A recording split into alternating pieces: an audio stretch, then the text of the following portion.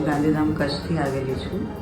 મને પહેલાં slip disk એટલે કે સાયટિકાનો પ્રોબ્લેમ હતો લાસ્ટ 5 મંથ્સથી, પણ હમણાં 10 દિવસથી વધારે તકલીફ હોવાથી અહીંયા ભૂપેશ પટેલ સર પાસે એશિયન હોસ્પિટલમાં અમે કન્સલ્ટ કર્યું અને ત્યાં મેં એન્ડોસ્કોપી કરાવેલી છે.